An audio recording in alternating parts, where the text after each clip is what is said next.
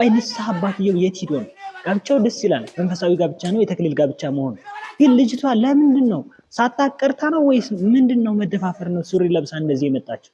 ሰላም በያላችሁበት እንዴት አላችሁ? ውድ የስና ሚዲያ መንፈሳዊ ዩቲዩብ ቻናል ተከታታዮች፣ እኔ ደህና ነኝ ያለው እግዚአብሔር ይመስገን።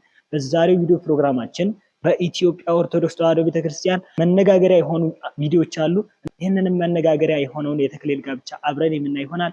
ቪዲዮ ላይክ፣ ሼር፣ ቻናሉ ሰብስክራይብ በማድረግ እስከ ቪዲዮ ፍጻሜ ድረስ አብራችሁን ቆዩ። ቆባቸውን ያልጣሉና ቀሚሳቸውን ያልቀደዱ በእውነት የወንጌል አርበኛ ናቸው።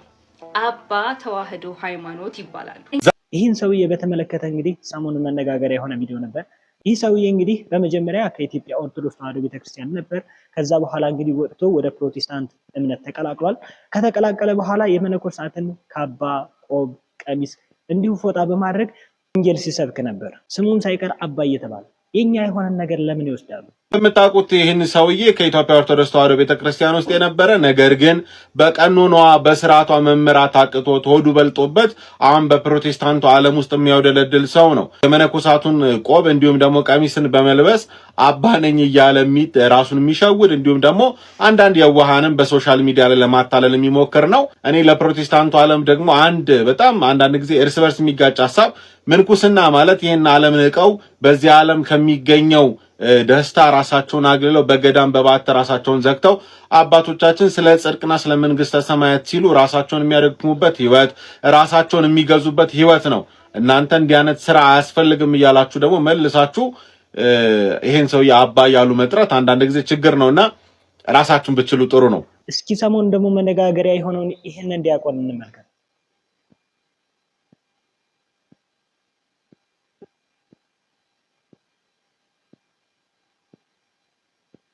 የሚያሳዝን ነገር ነው።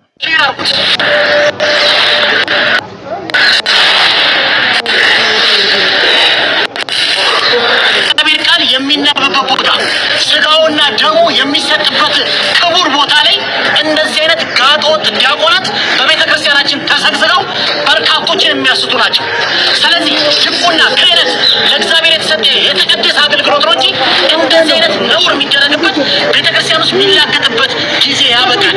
እዚህ ደብር ላይ ያላችሁ አስተዳዳሪዎች ትጠየቁበታላችሁ። ካልደፈረሰ አይጠራም። እንግዲህ እንዳያችሁት ነው ቤተ መቅደስ ውስጥ ነው እያደረገው ያለው ነገር። ካለማወቅም ይሁን ከመደፋፈርም ይሁን እንጃ ለምን እንደሆነ አይታወቅም። ዲያቆናት ስርዓት ከአባቶቻችን እንማር። ለተልእኮ በምንፋጠንበት ጊዜ በእርጋታና በተረጋጋ መንፈስ እንዲሁም በአስተዋይነት በተሞላበት መንገድ እናገልግል። አብዛኛው ካህን፣ ዲያቆን፣ ምዕመኑ ቤተክርስቲያን ላይ ስልክ ይዞ ይገባል። የሆነ ነገር ከሆነ ካሜራ ማንሳት። ይህን ቪዲዮ የቀረጸው ወይ ካህን ነው ወይ ዲያቆን ነው። ለምንድን ነው የቀረጸው? በቃ ተሳስቷል ከሆነ ኦኬ፣ ለምን አይመክረውም ነው? ወይስ ለሌሎች ማስተማሪያ ለማሆን እንዴ? ካሜራ የሚቀረጹና የማይቀረጹ ለይተን እንወቅስ። ይሄንን ደግሞ ተመልከቱት።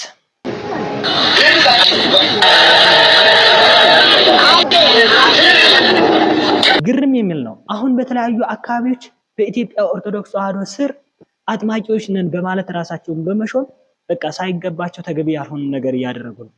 መጀመሪያ አንድ ሰው ለማጥመቅ አትሊስት ምን ያስፈልገዋል? ክህነት ያስፈልገዋል። ከክህነት ደግሞ ምንድን ካህን ነው። ዲያቆን ራሱ ማጥመቅ አይችልም። ግን አንዳንዶች ብድግ ይሉና ከምንም ተነስተው አጥማቂ ነን ይሉና በጥፊ በእርግጫ እያሉ በቃ ምንድነው ተገቢ ባልሆነ መንገድ እንፈውሳለን ይላሉ። ስለዚህ ምዕመናን ራሳችንን እንጠብቅ። ከነዚህ አይነት ሰዎች ፈውስና ምህረትን አናገኝም። ሻም አነጋጋሪውን የተክሊል ጋብቻ እስኪ እንመልከት። ቤተክርስቲያናችን ወዴት እየሄደች ነው? ወይኔ በላቸው፣ ወይኔ በላቸው፣ ወይኔ በላቸው፣ ወይኔ በላቸው፣ ወይኔ በላቸው፣ በላቸው፣ ወይኔ በላቸው፣ ወይኔ በላቸው። እንደምታዩት ነው ፎቶ ላይ ይሄ የተክሊል ጋብቻ የተፈጸመው። የተክሊል ጋብቻውን እንግዲህ ልጅቷን ተመልከቱት። ሱሪ ለብሳለች። እኔ እያሳስበኝ ያለው በላይ የተለበሰው አልባሳት ወይ ካባው አይደለም። ሱሪ ለብሳ አስቡት፣ ወደ ቅዱስ ሥጋውና ክቡር ደሙ ስትቀርብ እስኪ ያስቡት። ትልቅ ድፍረት እኮ ነው። ሁላችንም ይሄን ቪዲዮ የምንመለከት ያላገባን በመንፈሳዊ ጋብቻ ለማግባት ብንችል በተክሊል ባንችል ደግሞ በቁርባን ለማግባት እንሞክር። ማድረግ ደግሞ የሚያስፈልጉ መስፈርቶችን ማወቅ አለብን። በተክሊል ጋብቻ ለመፈጸም ምን ያስፈልጋል? ጋብቻን በቁርባን ለመፈጸምስ ምን ያስፈልጋል? ምን ነገሮች አይደረጉም? ምን ነገሮች ይደረጋሉ የሚለውን ማወቅ ይኖርብናል። አይደለም መንፈሳዊ የተክሊል ጋብቻን ለመፈጸም ሱሪ ለብሶ ለመሄድ ይቅርና በሌላ ቀን ራሱ እኮ ሱሪ ለብሶ ቤተክርስቲያን ለመሳለም ይከብዳል።